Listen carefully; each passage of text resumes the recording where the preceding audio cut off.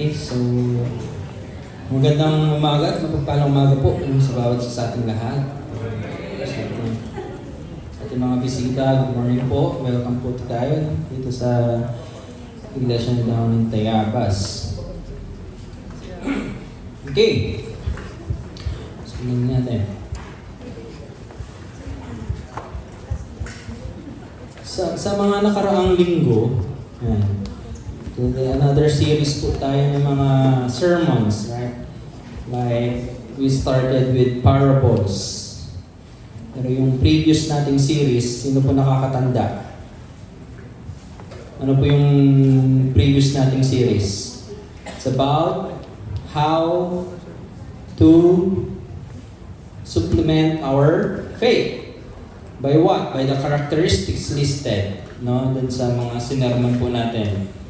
And dun sa last two, meron dun brotherly kindness. And ang result ng brotherly kindness, love. Bago po yung tulo. No? Which is, kung titignan po natin mga kapatid, since yung series natin before about the mga characteristics natin sa faith natin, paano natin mapapatibay, it's time for us, that's why we're giving all the parables, we're preaching all about the parables, for us to apply, no? Yung mga supplements ng pananampalataya natin yun. That's why we've given you the parables, no? So, konting recap lang po natin, mga parables naman na po tayo. So, panahon na para i-apply naman natin, no? Yung mga napakinggan natin noon, paano natin mapapatibay yung pananampalataya and supplemental of our faith. So the first one recap is parable of the lost coin, parable of the sheep, ayan, and parable of the hidden treasure and pearl of the great prize. Ayan. So both those two parables, it's about sa manawawala na binalik. And next slide po natin. Sabi din, the lost coin, ito kay Papu. Clean up ko lang po dun sa PowerPoint nila. The lost coin symbols of a lost soul. Lost, nawawalang kaluluwa. Na hinanap. No? Tapos ang ginawa niya, nagpa-party. Di ba? Makita talaga namang kagalakan ng kanyang puso. Ganun din yung sheep. Di ba? Yan, tandaan natin na walang sino man ang malayo para hindi balikan ng ating pastol. Tayo ay inibig ng Diyos, kaya tayo ay Kanyang hinanap at nang tayo Kanyang matagpuan, masaya tayong pinasan at ibinalik sa kawan. No? Bawat isa sa atin ay mahalaga sa ating Panginoong Diyos. Sa paningin ng Diyos. Okay? And the treasure and the pearl of the great price represents Jesus Christ and the salvation He offers. So yun po yung tatlong unang parable, no? About sa kaluluwa at sa yung kaligtasan ng bawat isa sa atin. Yan na mahalaga, na ingatan natin. Gayon din yung sinasabi niya na, kailangan yung mga wala pa sa Panginoon, it's our accountability. Accountable tayo sa kanila na paalalahanan, hanapin, di ba, para may balik sa kawan ng ating Panginoon. For today's message about the parable of the wedding feast. Ito medyo kakaiba naman, no? Parable of the wedding feast. Kung babalikan po natin ang storya ng chapter 21, this is found, makikita po pala natin ito sa Matthew chapter 22, verse 1 to 14. Yan. Matthew chapter 22, verse 1 to 14. Ito po iisa-isahin natin yung talata mamaya, no? Now, if we're going to see the setup, setting po nito is from the previous chapter, which is chapter 21. Ang storya po nito, si Christ, papasok na ng Jerusalem. Nasa Jerusalem na siya. Actually, kung titingnan natin yung buong book ng Matthew, medyo nasa bandang last part na yung 22, di ba? Now, which is, ito na yung papalapit na, arestuhin na ang ating Panginoon or malapit na siyang ipako sa krus, no? To end yung mission niya dito sa mundo, na dito sa sanlibutan. So, brief story lang, from chapter 21, pagpasok niya ng Jerusalem, pagtingin niya sa templo, ano yung nakita niya? Panay puno ng kalakal. No? Kalakal. Ginawang palengke. At ang nangyari, nagalit ang Panginoon, Jesus. Ginawa, tinawag niyo yung mga mesa. Gawin ba namang palengke yung tahanan ng Panginoon, di ba? Ang templo ng ating Diyos. So, after that, sabi ng mga Pariseo, teka, mukhang makikitaan na natin ng grounds para magkaroon ng kamalian, no? Tandaan natin, ang Pariseo at saka Sadduceo are Jewish leaders of those times. No, mga Jewish leaders po sila. And then, sabi ng Panginoon, nagbanggit pa muna siya ng two parables dun sa chapter 21, which is the parable of the two sons and the parable of the vineyard and the farmer. And at the end of the chapter, no, which is sinabi ng mga Pariseo at Sadduceo, teka, parang kami yung pinapatamaan eh. Kung babasahin po natin, hindi ko na inalawit. Kami yung pinapatamaan ng parable na to eh. Yung first two parables. So, they try, to seize Christ on that time. Sinubukan nilang kitaan ng kamalian para arestuhin. But now, sabi niya, punta tayo sa chapter 22, that's the parable of the wedding feast. Teka, magbabanggit muna ako ng isang parable pa, sabi ni Kristo. By the way, sino po sa inyo ang naimbitahan na sa isang kasalan? Siguro naman lahat tayo nakadalo na, no? May mga siguro maliban sa mga bata, syempre. Or although sa mga bata siguro nakapunta na rin as bearers. Pero for every one of us that attended a wedding, meron invitation sa atin, di ba? Binigyan tayo ng invitation, tapos meron tayong RSVP. We know that RSVP means, no? In English, it's please respond. In French is répondez s'il vous plaît. Yung kung tama yung pagkakapronounce ko natin. No? Répondez s'il vous plaît. Paano ba? Okay? But then anyway, that's RSVP is very important for those who are invited and lalong-lalo dun sa nag-invite. Di ba? Sa atin kasi, pag sinabing RSVP, ibig sabihin, kung hindi tayo dadalo, hindi na ako sasagot dyan. Hindi ko na kailangan kasi hindi naman ako dadalo. But then, the important thing is, that RSVP, it's very important for us to respond either or hindi tayo a-attend dun sa invitation. Why? Kasi dyan magbe-base yung nag-invite sa atin, di ba? Kung magkano yung kailangan prepare, magkano yung ano yung dapat niyang gawin, ano ba yung kakulangan pa, no? That's called the need to respond once we are invited with RSVP. So please respond. Okay? We respond either we're not going or we're going. No? That's connotation for us that we need to respond po doon. Like with this message for this morning, no? Malalaman natin mamaya, no, kung tayo ba ay nabigyan ng RSVP.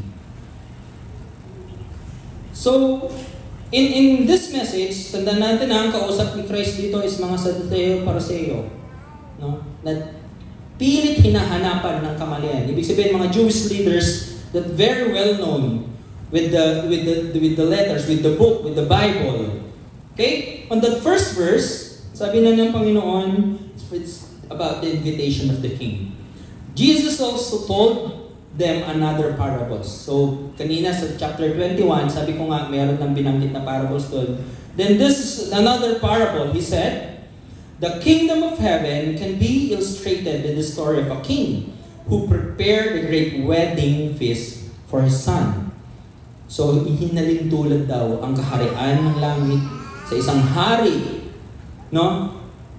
Na nagpe-prepare a great wedding feast para sa kanyang anak. It's simple, di ba? Merong isang hari, kakasal yung anak, pinaghandaan niya. Okay? Then in verse 3, when the banquet was ready, his servants to notify those who were invited, but they all refused to come. Yan. When the banquet was ready, no?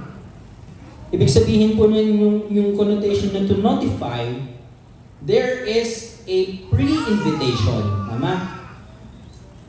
Merong pre-invitation para sa para sa inimbitahan ng hari. Maybe those who were invited were the most important people para sa hari. Di ba? Sabi niya, his servants notify. Ibig sabihin, may pre-invitation, those who were, but ang nakakalungkot lang dito, they refuse to come. Tumanggi.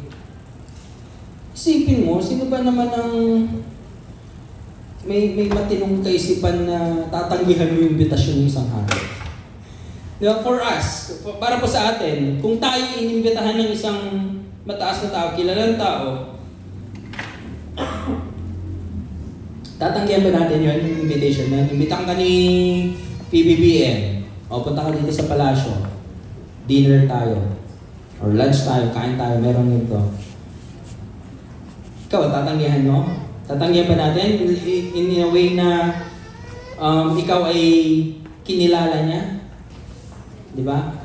Or kahit sinong presidente, or kahit sinong hari, Queen Elizabeth, inimbitahan ka, punta ka sa palasyo ko. Tayo ba tatanggi? That's Queen Elizabeth, gastos ko lahat. Pumunta ka lang. Just come. No? But then, yung mga inimbitahan ng hari, sabi dito, they all refuse to come. So lahat ng merong pre-invitation, refuse. Hindi sila nag-refuse, umayaw sila, no? Nang pumunta dun sa imbitasyon ng hari. Why? Sabi ko nga, sino ba naman kaya ang tatanggi pa? No? Sino may matinong kaisipan na tatanggihan, no? Tumanggi sa isang imbitasyon ng isang kilala. Okay? But still, no?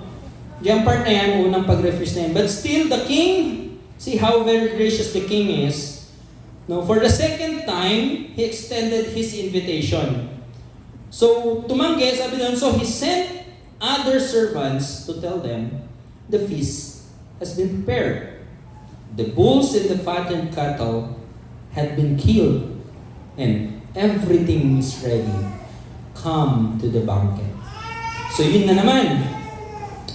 Nagpadala ng ibang mga alipin. Siguro, hindi na yung mga others, no? Other servants. Lahat pa, ibang alipin pinadala ulit. O yung mga pakasabi sa kanila, ready na lahat. Nakatay na. Everything is ready. Come to the banquet. See how gracious the king is, no? For the second time, talagang inulit niya pa rin. Hindi siya nanawa, no?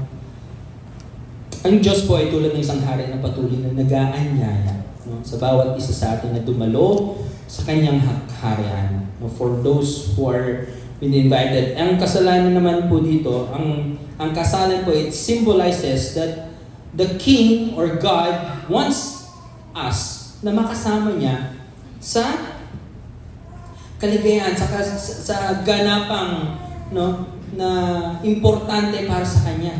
Gusto niya tayong makasama, ang bawat isa.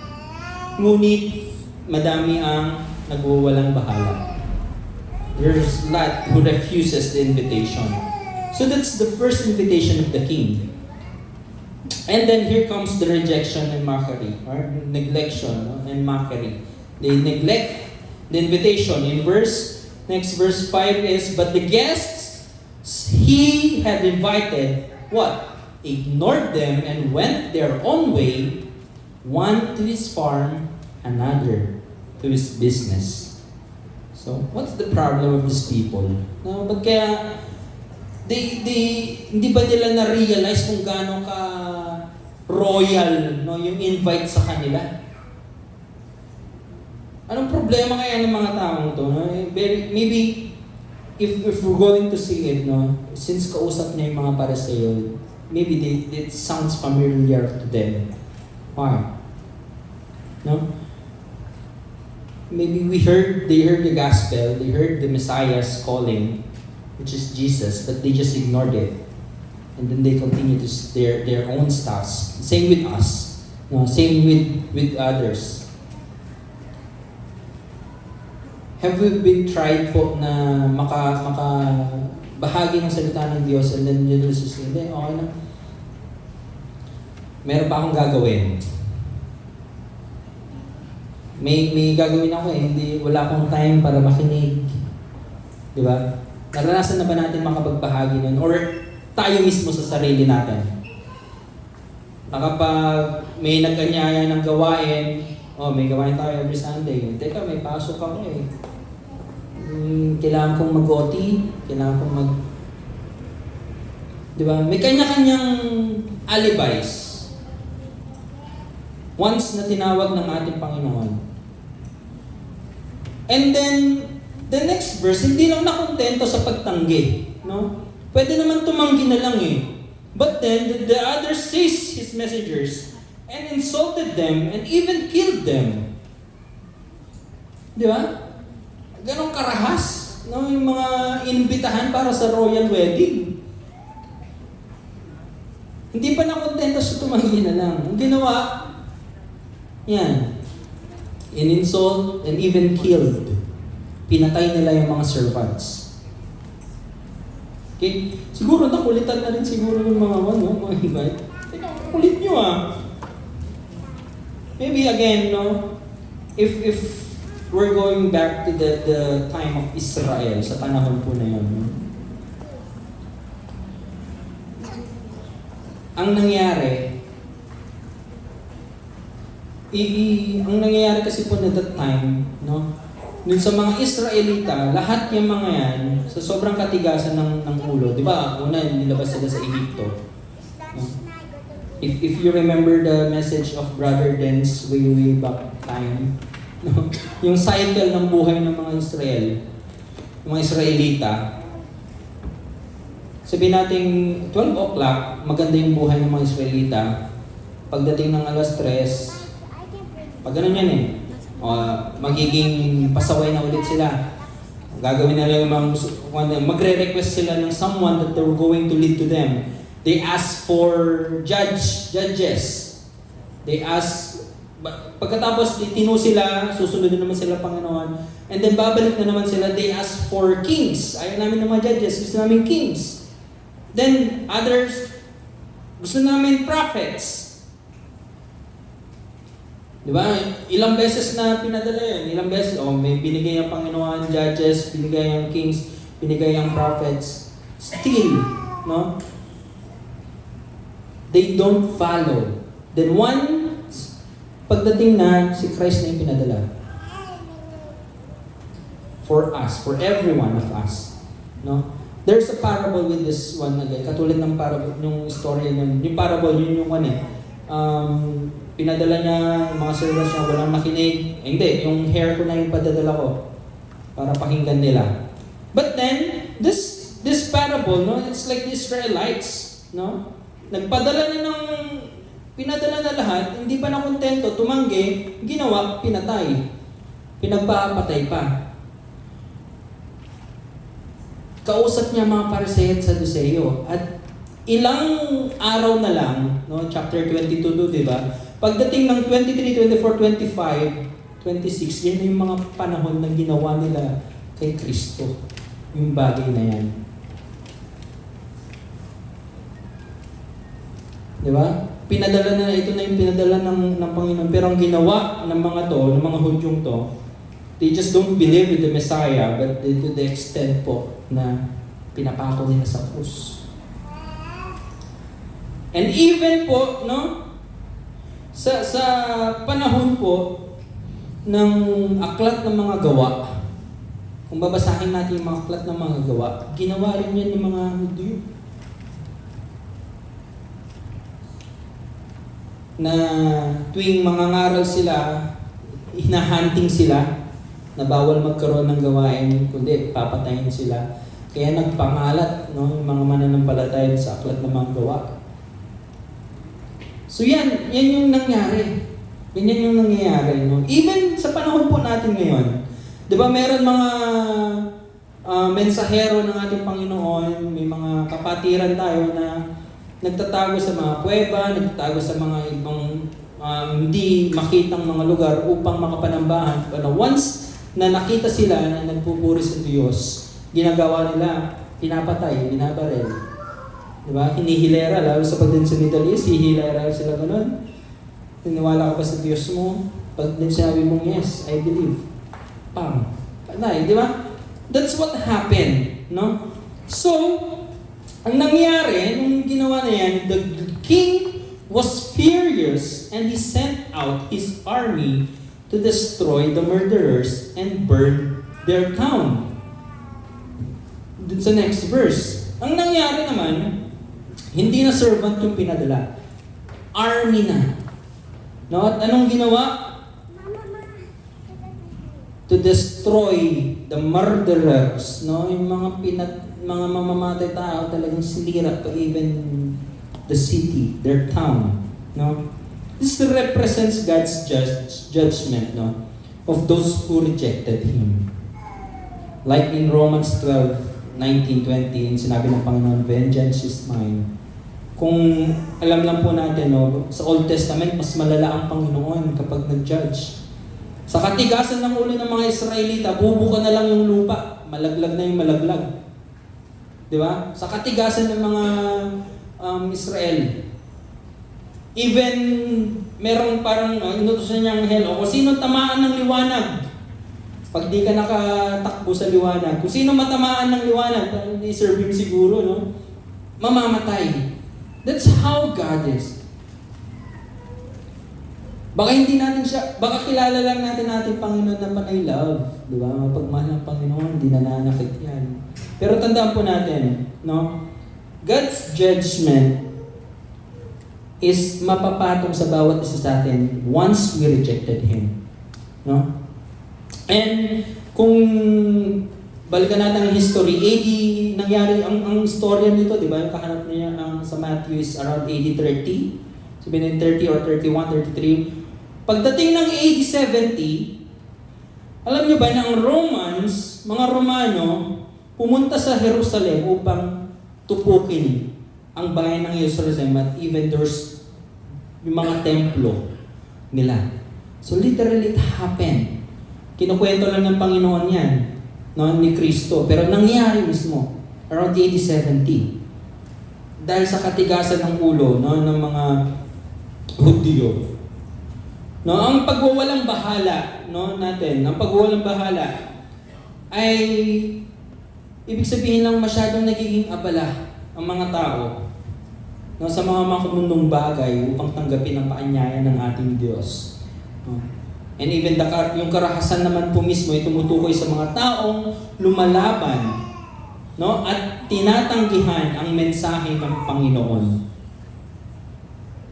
So nakita natin na meron palang kaparusahan once we rejected the invitation of our Lord.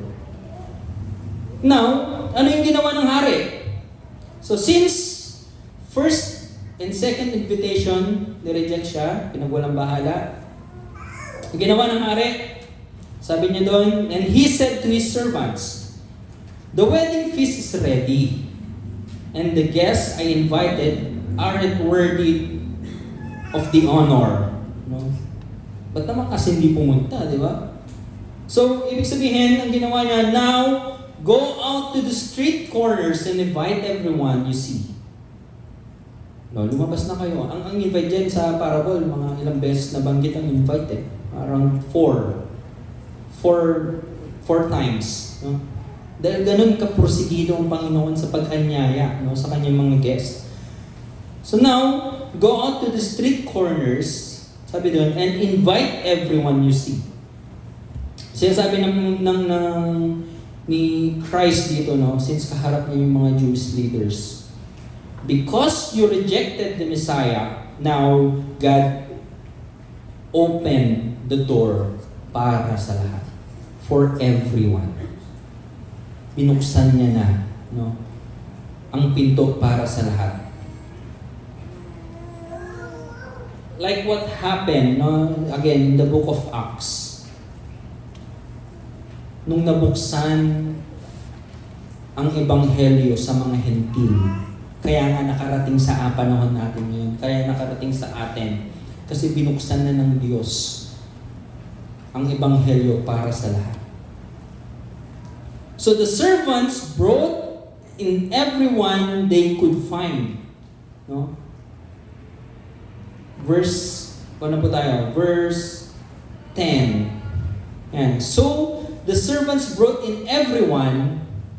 Next slide pa po. So the servants brought in everyone they could find, good or bad alike, and the banquet hall was filled with guests. So yan po yung nangyari, no? Ang Diyos ay nagbigay ng pagkakataon, nagbibigay ng pagkakataon para sa lahat, no? Either Jews or Gentiles na maging bahagi ng kanyang kaharian. Hindi po batay, no, sa anong estado meron ang isang tao. No? Kundi magbe-base dun sa pagtanggap ng bawat isa, no, sa paanyaya na bukas sa puso ng bawat isa na tanggapin ang paanyaya ng ating Panginoon. On that parable, sa parable po na, it can be ended na po dyan, di ba? Pwede nang matapos dyan eh. Nag-invite, ni-reject, nag-invite, na-reject, nag-invite, napuno yung hall, and the guests, and the whole banquet was filled with guests. Pwede nang tapusin dyan. Tama? Pwede na eh. Kasi parang ang sa mga fairy tale, they live happily ever after, kumbaga. Pwede nang tapusin dyan, di ba? But then, meron sa mga susunod, may gustong i-emphasize ang ating Panginoon. Na it's not enough for every one of us na mag-respond dun sa calling, mag-respond sa pagkatawag ng ating Panginoon. Pero ang susunod, may dress code din. No?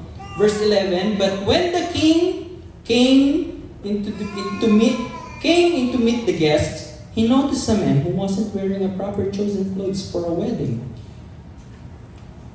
So, in customary, yung mga panahon kasi po na yan, pag nag-invite ng isang kasalan ng hari, bibigyan niya ng lahat ng pang-wedding dress, yung mga guests.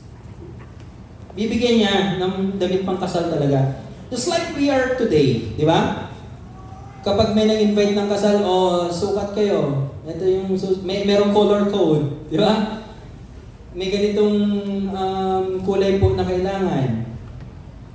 Kapag hindi ka nagsuot nun, medyo off ka. Yeah? Same with this, no? Ganun yung nangyari. Maybe, di ba, sa pagkatas ng kasal naman, kapag kumakain, ang ginagawa ng pupunta sa mga tables, di ba? Ganun naman yung nangyari ngayon, di ba? Even sa panahon natin ngayon, ganun din sa kanila. So pumunta ang hari, napansin niya na, hey, there's someone na medyo kakaiba dun na. So maaring kinamusta niya yung mga bisita, musta yung food natin dyan? Masarap ba? Malutong pa ba yung Shanghai? No. May kung ka ba dyan? Lagayan ng pangbalot ka ba dyan? So ganun yung ginawa ng hari. Then he noticed someone. A man who wasn't wearing a proper clothes for a wedding. Siguro kapansin-pansin naman yung tao na yun. Sabi na out of 100, siya yung nakapang jersey, pang basketball. No? Kasalan yung pinunta pero nakapang basketball. Di ba? Naka-robe yung lahat, naka-coat and tie. Sa kanya nakapang basketball to So, ginawa ng hari, sabi niya, friend, kaibigan, no? Paano ka nakapasok dito, no? Paano ka nakapunta dito na hindi mo suot, no? Without wedding clothes. Hindi ka nakasuot ng tamang. Then, friend, he asked, in the next verse, friend, he asked, how is it that you were here without wedding clothes? No, but the man had no reply. Yun na po nangyari. Ano ba yung gustong iparating sa atin ng Panginoon? Kasi pwede nang tapusin doon na napuno yung kasalan eh. Okay na eh, masaya na eh. Madami nang invite eh. But then with this, hindi pala sapat, no? Hindi sapat. Kailangan natin isuot yung proper dress code which is the wedding clothes that represents the righteousness of God. Kailangan natin mamuhay ng may kabanalan. Kailangan natin mamuhay sa katuwiran ng ating Panginoon na nagmumula lamang sa ating Panginoon. No? Bagamat ang paanyaya ay bukas sa lahat, kailangan pa rin nating paghandaan, no? Or kailangan nating mabago yung buhay natin. Hindi sapat na nandito na tayo, hindi sapat na tinanggap na natin, tumanggap tayo ng tubig ng bautismo. Kailangan natin magpatuloy. No? Kaya lagi nga sinasabi sa atin ng ating mga elders, we are not once saved, always saved. Hindi tayo kapag naligtas ng okay na, sige, back to kung na lang ako sa dati ko. Kasi ang mangyayari, pag titignan natin yung next verse, then the king said to his aide, bind his hands and feet and throw him into the outer darkness where there will be weeping and gnashing of teeth. Doon sa sunod na talata, yun yung sinabi ng hari. Ang gagawin, next slide po. Ang gagawin, it's not, sabi lang, the king said to his aide, anong ginawa? Binikis yung kamay at paa. Anong ginawa? Itabingin nyo nga to, tapon nyo. Di ba? Salvage. Tapon nyo kung saan meron. Alam namin natin kung ano ibig sabihin ng weeping and gnashing of teeth pagdating sa Revelation. May kasamang apoy yan, hindi lang darkness. Nagniningas na supre, tatapon. No? So, yun yung mangyayari sa bawat isa sa atin. Once we're not wearing the wedding garment. Tayo, narito ka tayo ngayon. Suot ba natin ngayon ang wedding garment na nanggagaling sa ating Panginoon? The righteousness of God. It's very important for us to wear that wedding garment because there's a judgment, no, for those who are not wearing the wedding garment. Anyone who comes before God, they're trying to pretend, no, that their own righteousness ang makakapagligtas sa kanila. Hindi po. Tanging ang Panginoon, ang kalwalhatian, katuwiran ng ating Panginoon ang magbibigay sa atin, no, ng kaligtasan. It's not by it's not by the virtue of our own righteousness, no? Kundi ang Panginoon ang siyang magbibigay, no, at patuloy nating isusuot once we accepted para maging part ng kingdom. Sabi ko nga na, it's not simply that we are invited and attend. No, mahalaga po that we are prepared, no?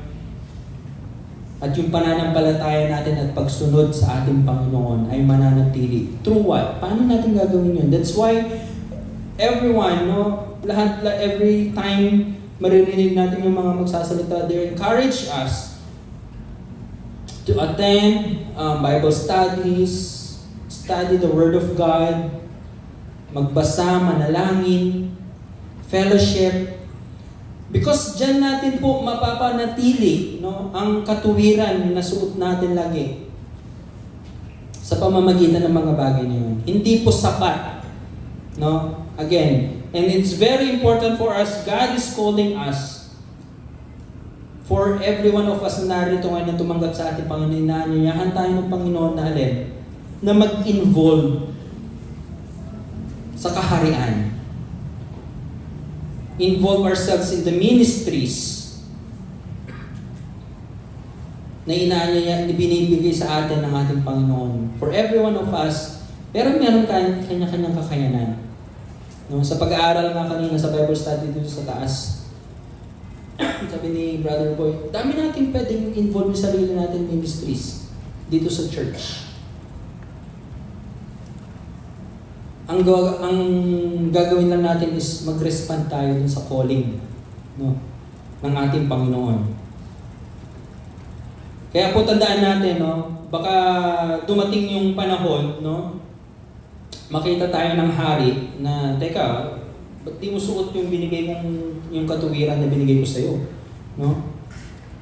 Baka yun pa yung maging dahilan na hindi tayo maging karapat-dapat no, sa kaharian ng Diyos. So, mangyayari, anong gagawin sa atin? Ibig kasi mga katangan, hindi. Doon ka. Hindi ka nararapat sa kasalang to. Hindi ka nararapat sa kaharian ko. Kapag hindi tayo nagpatuloy, no, na mapagtibay yung ating mga pananampalataya. Tandaan po natin yung mga kapatid. Okay, for the next verse, for the last verse. So nakita natin na, kita natin yung flow po nung parable. Invite, refuse, but the king is so gracious, nag-invite ulit. Then, nag-refuse sila ulit. Hindi lang nag-refuse, they also killed those servants, kaya naman nagalit ang Panginoon. Diba? Nag-send siya ng army. And then, sabi na Panginoon, mag-invite na lang kayo ng kung sino dyan sa labas. Binuksan niya na ang piging para sa lahat. Either good or bad. No, kahit anong estado ng buhay, papuntahin nyo. And then the hall was full. The banquet hall na puno. Pero hindi nga po doon natatapos. After that, the most important thing, dumalo ka, nasa piging ka na, suot mo ba ng the wedding garment? Ang ginangyari, hindi niya suot, teka, ibig kasi yung tapon nyo to. Saan may mga pagngit-ngit ng mga ngipin. And then, for many are called, no, but few are chosen. Ibig sabihin ba, selection lang yung pagkaligtas? Elected lang ba? Selected lang ba? Yung many dyan, we can translate it into everyone. Di ba? For everyone are called, or for all are called, but few are chosen. Alam naman natin, no, bagamat marami ang nakakarinig ng Ebanghelyo, hindi lahat ay tumutugon, no, ng tama upang maging bahagi ng kaharian ng Diyos. No, ang kaharian ng Diyos ay para sa mga handang tanggapin ito. So, take note, no? Called are those who are invited. So, sino ba yung inimbitahan sa parable? Lahat. So we are all called. Tinawag tayong lahat because we are all invited. And then, but few are chosen. Who are those chosen? Those who are accepted the call. Tinanggap ba natin ang pagkatawag for every one of us? If yes, then congratulations. No? But tandaan natin, it's not enough to respond to the call. Tinanggap natin ang pagkatawag. Ang kasama ng pagkatanggap ng pagkatawag ay patuloy na manatili sa kabanalan at katuwiran ng ating Panginoon. Just like in John 3:16, di ba? Sabi doon, for God so loved the world that whoever believes in, for whoever, hindi who are called, who are chosen, who are selected. Hindi po. Whosoever. Sa lahat. Di ba? Everyone. Ang pag-ibig ng Panginoon ay binigay para sa lahat. Ang tanong na lang ba? Magre-respond ba tayo doon? No? God is inviting all to respond to His call. For our conclusion, yun po yung gusto nating bigyan din sa oras na to. No? God is inviting everyone na mag-respond sa pagkatawag ng ating Panginoon. No, the King of Kings and Lord of Lords are inviting us. Now, paano tayo magre-refuse? How can we refuse the invitation or ignore the notice at gawin natin yung gusto nating gawin kung ang Panginoon na ang nag-iimbita sa atin? Na balang araw, sabi niya pa nga, di ba? Teka, i-prepare ko pa yung titirhan nyo. Gawin nyo na lang, sumama kayo. Pumunta kayo sa akin. No? So wag nating sayangin mga kapatid ang pinakamahalagang imbitasyon o paanyaya sa ating buhay. No? Tumatawag ang Panginoon sa mga oras na ito, nakahanda na ang handaan. Ang tanong, sasama ka ba? Sasama ba ang bawat isa sa atin? And for everyone who accepted Christ, God is calling for every one of us to be part of His kingdom.